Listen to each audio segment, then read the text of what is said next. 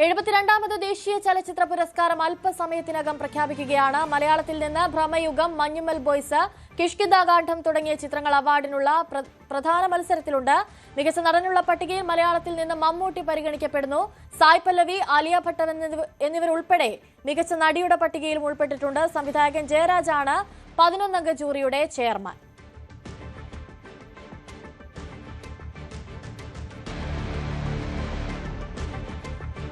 സാധ്യതാ പട്ടികയാണ് നമ്മളിപ്പോൾ ദൃശ്യങ്ങളിൽ കണ്ടുകൊണ്ടിരിക്കുന്നത്. കൂടുതൽ വിശദാംശങ്ങളുമായി നമ്മോടൊപ്പം ഹരികൃഷ്ണൻ കൂടെ ചേരുന്നുണ്ട്. ഹരി, 72ാമത് ദേശീയ ചലച്ചിത്രം പുരസ്കാരം പ്രഖ്യാപിക്കാൻ ഇനി അല്പസമയം കൂടിയേ ബാക്കിയുള്ളൂ. എന്തൊക്കെയാണ് നമ്മുടെ പ്രതീക്ഷ? അതോടൊപ്പം തന്നെ മികച്ച നടനുള്ള പുരസ്കാരം അത് പ്രമേയത്തിലൂടെ മമ്മൂട്ടി നേടുമെന്നുള്ള പ്രതീക്ഷയിലാണ് മലയാളികളൊക്കെ തന്നെ. First of all good evening. വലിയ പ്രതീക്ഷയാണ് 2024 റിലീസ് ചെയ്ത സെൻസർ ചെയ്ത ജനുവരി 1 മുതൽ ഡിസംബർ 31, 2024 വരെ സെൻസർ ചെയ്ത സിനിമകളുടെ അവാർഡ്, നാഷണൽ അവാർഡ് ആണ് ഇപ്പോൾ നമുക്ക് മുന്നിൽ എത്തുന്നത്. പക്ഷേ ഇൻസൈഡ് റിപ്പോർട്ടുകൾ പ്രകാരം പല ട്വിസ്റ്റുകളും സംഭവിക്കാൻ സാധ്യതയുള്ള അവാർഡുകൾ എന്നാണ് മനസ്സിലാക്കുന്നത്. നമ്മൾ സാധ്യതാ പട്ടികയിൽ വെച്ചേക്കുന്നത് പോലെ ആയിരിക്കില്ല കാര്യങ്ങൾ, അതിനകത്ത് കുറച്ച് ട്വിസ്റ്റുകൾ സംഭവിക്കും എന്നുള്ളതാണ് ഇൻസൈഡ് റിപ്പോർട്ടുകളിൽ നിന്നും നമുക്ക് മനസ്സിലാക്കാൻ കഴിയുന്നത്. മമ്മൂട്ടി, അതാണ് നമ്മുടെ ഏറ്റവും പ്രധാനപ്പെട്ട highlight, centre of factor, centre of attraction. മമ്മൂട്ടിക്ക് ഭ്രമയുഗം എന്ന ചിത്രത്തിലൂടെ ഒരു നാഷണൽ അവാർഡ് ലഭിക്കുകയാണോ എന്നുള്ള ചോദ്യം തന്നെയാണ് ഏറ്റവും പ്രധാനപ്പെട്ടതായി മലയാളികളെ സംബന്ധിച്ചിടത്തോളം പ്രധാനമായി നിൽക്കുന്നത്. കാരണം മറ്റ് നടന്മാരും മറ്റ് ഭാഷകളിലൊക്കെ തന്നെ വലിയ രീതിയിലുള്ള കോമ്പറ്റീഷൻ മമ്മൂട്ടിക്ക് മുന്നിൽ വെക്കുന്നുണ്ടോ, അത്രമാത്രം പ്രാധാന്യമുള്ള വേഷം മമ്മൂട്ടിയെ മറികടക്കാനുള്ള ഒരു റോൾ ഉണ്ടോ എന്നുള്ള ഒരു ചോദ്യം മമ്മൂട്ടിക്കല്ല ലഭിക്കുന്നതെങ്കിൽ സ്വാഭാവികമായിട്ടും ഈ അവാർഡിന് ശേഷം ചർച്ച ചെയ്യപ്പെടും. സോഷ്യൽ മീഡിയയിൽ വ്യാപകമായ വിമർശനങ്ങൾ ഉന്നയിക്കപ്പെടാൻ സാധ്യതയുണ്ട്.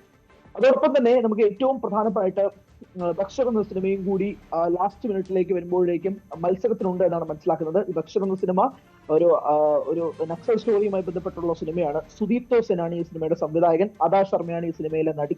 ഈ രണ്ടുപേരുടെയും കോമ്പിനേഷൻ നമുക്ക് മനസ്സിലാക്കുന്നത് കേരള സ്റ്റോറി എന്ന സിനിമ, യെസ്, കഴിഞ്ഞ വർഷം നാഷണൽ അവാർഡ് കിട്ടിയതാണ് ബെസ്റ്റ് ഡയറക്ടർ സുദീപ്തോ സെൻ.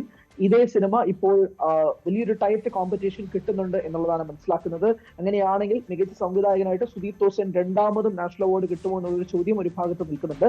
മറ്റ് രണ്ട് പ്രധാനപ്പെട്ട ചിത്രങ്ങൾ, ഒന്ന് വീർ സവർക്കർ ഒരു വലിയ മത്സരത്തിന് മുന്നോട്ട് വരുന്നുണ്ട് എന്നുള്ളതും റിപ്പോർട്ടുകൾ പ്രകാരം മനസ്സിലാകുന്നു. മറ്റൊരു പ്രധാനപ്പെട്ട ചിത്രം എന്ന് പറയുന്നത് മൈതാനാണ്. അത് അജയ് ദേവ്ഗൺ പ്രധാന വേഷത്തിലെത്തുന്നതാണ്. അജയ് ദേവ്ഗൺ മികച്ച നടനായിട്ടുള്ള ഒരു 4 ഫ്രണ്ടേഴ്സ് ലിസ്റ്റിലുണ്ട് എന്നതും മനസ്സിലാകുന്നു. അതാണ് ഞാൻ ആദ്യമേ പറഞ്ഞത്, വിചാരിക്കുന്നത് പോലെ ആകണമെന്നില്ല, കുറച്ചധികം ട്വിസ്റ്റുകളും സസ്പെൻസുകളും ഒക്കെ നിറയാൻ സാധ്യതയുള്ള ഒരു ഫിലിം അവാർഡ്സ് ആയിരിക്കും നമ്മൾ ഇപ്പോൾ കാണാൻ പോകുന്നത്, അല്ലെങ്കിൽ ഉടനെ പ്രഖ്യാപിക്കാൻ പോകുന്നത്. പക്ഷേ എല്ലാ പ്രതീക്ഷകളും മമ്മൂട്ടിക്ക് മേലാണ്, നമ്മൾ എല്ലാവരും ആഗ്രഹിക്കുന്നതും അങ്ങനെയാണ്. നായികമാരുടെ ലിസ്റ്റിൽ വരുമ്പോൾ 4th ഫ്രണ്ടിൽ നിൽക്കുന്നത് സായ് പല്ലവി തന്നെയാണ്. അമരൻ എന്ന ചിത്രത്തിൽ സായ് പല്ലവിയുടെ ഗംഭീരമായ വേഷം ഏറ്റവും കൂടുതൽ ചർച്ച ചെയ്യപ്പെട്ട വേഷവും കൂടിയാണത്. സായ് പല്ലവി തന്നെ ഒരു അഭിമുഖത്തിൽ പറഞ്ഞിട്ടുണ്ട്, ഒരു നാഷണൽ അവാർഡ് കിട്ടണമെന്നുള്ളത് തന്റെ വലിയ ആഗ്രഹമാണ്. അങ്ങനെ നാഷണൽ അവാർഡ് സ്വീകരിക്കുന്ന സമയത്ത് തന്റെ മുത്തശ്ശി തനിക്ക് വേണ്ടി ഒരു സാരി സമ്മാനം ചെയ്തിട്ടുണ്ട്. ആ സാരി ഉടുത്തുകൊണ്ട് ആ അവാർഡ് സ്വീകരിക്കണമെന്നാണ് ആഗ്രഹം എന്ന് പറഞ്ഞു. ആ സ്വപ്നം സാക്ഷാത്കരിക്കുമോ എന്നുള്ളത് നമുക്ക് കുറച്ച് നിമിഷത്തിനുള്ളിൽ അറിയാൻ കഴിയും. മറ്റൊരു പ്രധാന ടൈറ്റ് കോമ്പറ്റീഷൻ കൊടുക്കുന്നത് ഹിന്ദിയിൽ നിന്ന് 2 പേരാണ്. ഒന്ന് ആലിയ ഭട്ട്, ചിഗ്ര എന്ന സിനിമയിലൂടെ ഗംഭീര പെർഫോമൻസ് ആയിരുന്നു, ക്രിട്ടിക്കലി ഭയങ്കരമായി അക്ലെയിം ചെയ്തതും ആയുള്ള റോളായിരുന്നു. മറ്റൊന്ന് പരിനീതി ചോപ്രയുടെ കഥാപാത്രമാണ്. ഇത് രണ്ടുമാണ് ഏറ്റവും അമർ സിംഗ് ചംകീല ചിത്രത്തിന്റെ പേര്, അതുകൂടെ മെൻഷൻ ചെയ്യാം. അമർ സിംഗ് ചംകീല എന്ന ചിത്രത്തിലൂടെ പരിനീതി ചോപ്രയും മികച്ച കോമ്പറ്റീഷൻ കൊടുക്കുന്നുണ്ട്. യാമി ഗൗതം ആർട്ടിക്കിൾ 370 എന്ന സിനിമയിലൂടെ യാമി ഗൗതവും ഒരു 4th ഫ്രണ്ട് ലിസ്റ്റിൽ നിൽക്കുന്നുണ്ട്. നടന്മാരുടെ കാറ്റഗറിയിൽ നമ്മൾ മമ്മൂട്ടിയും അജയ് ദേവ്ഗനും മാത്രമല്ല, അല്ലു അർജുൻ വരുന്നുണ്ട്, പ്രഭാസ് വരുന്നുണ്ട്, അമിതാഭ് ബച്ചൻ വരുന്നുണ്ട്. അല്ലു അർജുൻ പുഷ്പ 2 എന്ന ചിത്രത്തിന് വേണ്ടിയിട്ടാണ്, പക്ഷെ സാധ്യതകൾ കുറവാണെന്നാണ് മനസ്സിലാകുന്നത്. മറ്റു പ്രധാനപ്പെട്ട 2 കോമ്പറ്റീഷൻ നൽകുന്നത് ദിൽജിത്ത് ദോസാങ് അമർ സിംഗ് ചംകീല എന്ന ചിത്രത്തിനും അമിതാഭ് ബച്ചൻ കൽക്കി 2898 AD എന്ന ചിത്രത്തിനുമാണ്. അങ്ങനെ വലിയ ടൈറ്റ് കോമ്പറ്റീഷൻ നടക്കുന്നുണ്ട്. പക്ഷെ നമ്മൾ ഈ പ്രവചിച്ചതുപോലെ അല്ലെങ്കിൽ ഒരു സാധ്യതാ പട്ടികയിൽ ഉണ്ടാകുന്നത് പോലെ മാത്രമായിരിക്കണം എല്ലാ കാര്യങ്ങളും എന്ന് ഞാൻ വീണ്ടും ഒന്നുകൂടി ആവർത്തിക്കുന്നു. നേരത്തെ സിനിമകൾക്ക് അമർ സിംഗ് ചംകീല എന്ന ചിത്രമുണ്ട്, ഇംതിയാസ് അലിയാണ് ആ ചിത്രത്തിന്റെ സംവിധായകൻ. മറ്റൊരു പ്രധാനപ്പെട്ട സിനിമ മലയാളത്തിൽ നിന്നും ഭയങ്കര കോർപ്പുണ്ടായി നിൽക്കുന്നത് മഞ്ഞുമൽ ബോയ്സ് തന്നെയാണ്. മഞ്ഞുമൽ ബോയ്സിന് സാധ്യതയുണ്ടോ എന്നുള്ളൊരു സംശയം നമുക്ക് തള്ളിക്കളയാതിരിക്കാൻ കഴിയില്ല. പക്ഷേ കൂടുതൽ കോമ്പറ്റീഷൻ നിൽക്കുന്നത് ഹിന്ദിയിൽ നിന്നാണ്. ഞാൻ പറഞ്ഞ പോലെ മൈതാന്, ദ സബർമതി റിപ്പോർട്ട് എന്നൊരു ചിത്രവും കൂടി അതിൽ ഒരു 4th ഫ്രണ്ട് ലിസ്റ്റിൽ ഉണ്ടെന്ന് മനസ്സിലാക്കുന്നു. അതോടൊപ്പം തന്നെയാണ് നേരത്തെ സൂചിപ്പിച്ചതുപോലെ ബക്ഷർ എന്ന സിനിമ, നക്സൽ സ്റ്റോറി എന്നാണ് ആ ചിത്രത്തിന്റെ പേര്.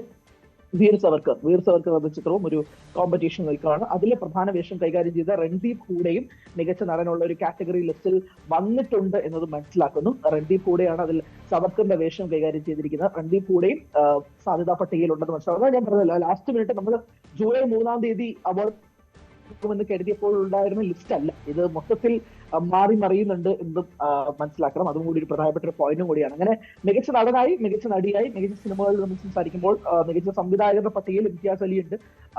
അതോടൊപ്പം തന്നെയാണ് രാഹുൽ സദാശിവന്റെ പേര് കൂടി കേൾക്കുന്നുണ്ട്. മലയാളത്തിൽ നിന്ന് ഭ്രമയുഗം സംവിധാനം ചെയ്തത് രാഹുൽ സദാശിവനാണ്. അങ്ങനെയുള്ള ലിസ്റ്റും കൂടി ഒരു ഭാഗത്ത് വരുന്നുണ്ട്. അങ്ങനെ ചിലപ്പോൾ ഒരു ട്വിസ്റ്റ് ഓഫ് ഈവൻസ് ഒക്കെ സംഭവിക്കാൻ സാധ്യതയുണ്ട്. അതുകൊണ്ട് തന്നെ ഇതൊരു സാധ്യതാ പട്ടിക മാത്രമാണ്. ഇത് തന്നെ ആയിരിക്കണം വരണം എന്നുള്ളത് നിർബന്ധവുമില്ല. നമുക്കറിയാം, കഴിഞ്ഞ കുറച്ച് വർഷങ്ങളിലൊക്കെ തന്നെ പല കാറ്റഗറീസും ഈ അവാർഡ് പ്രഖ്യാപനത്തിൽ വലിയ വിമർശനങ്ങൾ സമൂഹ മാധ്യമങ്ങളിൽ ഉന്നയിക്കപ്പെട്ടിട്ടുണ്ട്. ഇവർക്കൊക്കെ എന്തിനാണ് അവാർഡ് എന്ന് ഉൾപ്പെടെയുള്ള ചോദ്യങ്ങൾ. പ്രത്യേകിച്ച് കേരള സ്റ്റോറിക്ക് മികച്ച സിനിമാറ്റോഗ്രഫി, മികച്ച ഡയറക്ഷനും ഒക്കെ കിട്ടിയപ്പോൾ മലയാളികൾ ഒട്ടാകെ തന്നെ അതിന് വിമർശനവുമായി എത്തിയതാണ്. പക്ഷെ ഇത്തവണത്തെ ജൂറി ചെയർമാൻ ജയരാജാണ്. ഇതിന് മുന്നേ പ്രിയദർശനൊക്കെ മലയാളിയായിട്ട് ജൂറി ചെയർമാനായിട്ട് നിന്നിട്ടുള്ളതാണ്. അതിന് മുന്നേയും എഴുതിയിട്ടുണ്ട് ആളുകൾ, മലയാളികൾ. പക്ഷേ ജയരാജിന്റെ ഭാഗത്ത് നിന്ന് ജയരാജിനൊപ്പം 11 പേരടങ്ങുന്ന ഒരു ജൂറിയാണ്. ജയരാജാണ് ചെയർമാൻ. ആ ഒരു ജൂറി തീരുമാനിക്കുന്നത് ശരിയാകും എന്നുള്ളൊരു പ്രതീക്ഷയിലാണ് നിൽക്കുന്നത്. സ്വാഭാവികമായിട്ടും ക്രിട്ടിക്സിന്റെ ഭാഗത്തു നിന്നും ഒരു സെറ്റ് ഓഫ് ആളുകളും ഓഡിയൻസിന്റെ ഭാഗത്തു നിന്നും ഒരു പോപ്പുലാരിറ്റിയുടെ ഭാഗത്തു നിന്നും ഉണ്ടാകുന്ന 2 ലിസ്റ്റുകളുണ്ട്. നമ്മൾ ഈ കമേഴ്ഷ്യൽ സിനിമകൾ അല്ലാതെ റിലീസ് ചെയ്ത ഇൻഡി ഫിലിംസ് ആയിക്കോട്ടെ, ഓഫ് ബീറ്റ് സിനിമകളായിക്കോട്ടെ, ഇതൊന്നും നമ്മൾ ഈ സാധ്യതാ പട്ടികയിൽ ഉൾപ്പെടുത്താത്തത് ഇതിന്റെ എക്സ്പോഷർ കുറവായതുകൊണ്ടാണ്. സ്വാഭാവികമായിട്ടും അതുപോലുള്ള സിനിമകളിലും അതിന്റെ പെർഫോമൻസുകളും സംസാരിക്കപ്പെടാനും അവരുൾപ്പെടെ ഈ ലിസ്റ്റിൽ വരാനുള്ള സാധ്യതകളുണ്ട്. അതുകൊണ്ട് തന്നെ ഈസി കേക്ക് വർക്ക് ഫോർ മമ്മൂട്ടിയാണോ എന്ന് ചോദിച്ചാൽ അല്ല. ടഫ് കോമ്പറ്റീഷൻ ആഗ്രഹം മമ്മൂട്ടിക്ക് ലഭിക്കണം എന്നുള്ളത് തന്നെയാണ്. സോ അതാണ് നിലവിലത്തെ സാഹചര്യം. ഹരി, നമ്മൾ മമ്മൂട്ടിയിലേക്ക് തന്നെ വരുമ്പോൾ ഭ്രമയുഗം പോലെ ഒരു സിനിമ, നമ്മളൊക്കെ അതിശയിപ്പിച്ച ബ്ലാക്ക് ആൻഡ് വൈറ്റ് ചിത്രത്തിൽ, ബ്ലാക്ക് ആൻഡ് വൈറ്റിൽ ഇറങ്ങിയ ഒരു സിനിമ, വ്യത്യസ്തമായൊരു കഥ പറഞ്ഞൊരു സിനിമ.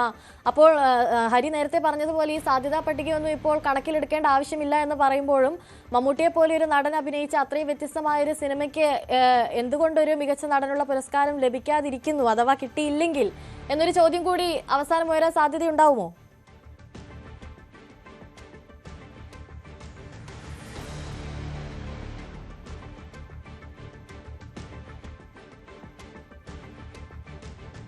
ഹരി, കേൾക്കാമോ?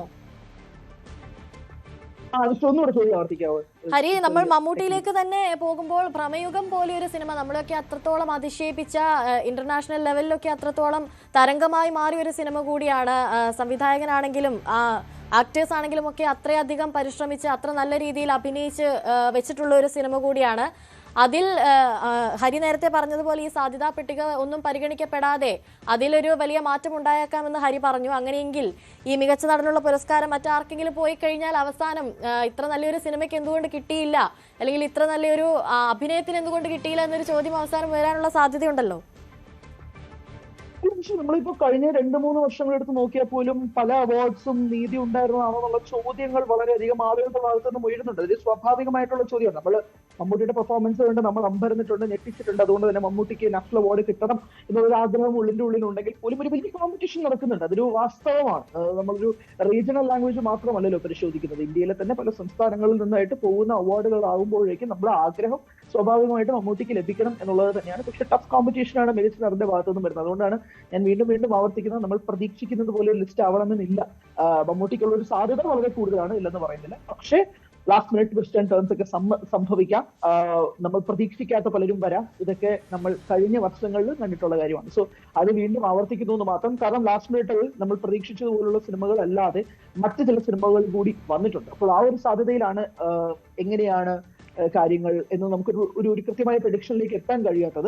ആഗ്രഹം സ്വാഭാവികമായിട്ട് മമ്മൂട്ടിക്ക് ഒരു മലയാളി എന്ന രീതിയിൽ ഒക്കെ തന്നെ ഇപ്പോൾ ഒരു പത്മഭൂഷൺ മമ്മൂട്ടിക്ക് കിട്ടിയതേ ഉള്ളൂ. അപ്പോൾ അതിന്റെ കൂടുതൽ തിളക്കമേറുന്ന രീതിയിൽ 2024 ഈ സിനിമയ്ക്ക് കൂടി മികച്ച നടനായിട്ട് കിട്ടണമെന്നുള്ള ആഗ്രഹം സ്വാഭാവികമായിട്ടുണ്ട്. പക്ഷെ അങ്ങനെയല്ല, കോമ്പറ്റീഷൻ വളരെ ടഫാണ്. അത് മികച്ച നടനിൽ മാത്രമല്ല കേട്ടോ, അത് മികച്ച നടിക്കായാലും മികച്ച സിനിമയ്ക്കായാലും ബെസ്റ്റ് VFX ഉൾപ്പെടെ നമ്മൾ നോക്കുകയാണെങ്കിൽ ഏറ്റവും മുൻപന്തിയിൽ നിൽക്കുന്നത് കൽക്കി 2898 AD എന്ന സിനിമയാണ്. ഗംഭീര VFX, ഏറ്റവും കൂടുതൽ ടോക്ക് ഓഫ് ദ ടൗൺ എന്ന് പറഞ്ഞ പോലെ ടോക്ക് ഓഫ് ദ കൺട്രി എന്നായ ഒരു സിനിമയും കൂടിയാണ് കൽക്കി 2898. അതിന് ഭയങ്കരമായി ഫൈറ്റ് കൊടുക്കുന്നത് ഋത്തിക് റോഷൻ നായകനായിട്ടുള്ള സിദ്ധാർത്ഥ് ആനന്ദ് സംവിധാനം ചെയ്ത ഫൈറ്റർ എന്ന ചിത്രമാണ്. അതിന് മികച്ച VFX ഉള്ള സാധ്യതാ പട്ടികയിൽ മുന്നിട്ട് നിൽക്കുന്നു. അങ്ങനെ 2024 നമ്മൾ കാണുന്നത് ഇന്ത്യൻ സിനിമയിലെ പല ബോക്സ് ഓഫീസ് കൾച്ചേഴ്സ് മാറ്റിമറിച്ചത് മാത്രമല്ല, പല രീതിയിലുള്ള ഗംഭീരമായ കോമ്പറ്റീഷൻസ് ഉൾപ്പെടെ 2024 സംഭവിച്ചിട്ടുണ്ട്. പക്ഷെ അതൊക്കെ കൃത്യമായി പ്ലേസ് ചെയ്ത് കൃത്യമായി കിട്ടുമോ എന്നുള്ളതൊക്കെ കാത്തിരിക്കേണ്ട ചോദ്യങ്ങളും ഉത്തരങ്ങളും ഒക്കെയാണ്. അതിനൊക്കെ ഉടനെ മറുപടി കിട്ടും അനുസരിച്ച് അവാർഡ് പ്രഖ്യാപനമാണ്. സോ നമ്മൾ കുറേയധികം നാളുകളായി വെയിറ്റ് ചെയ്യുന്നതാണ് ഇതിന്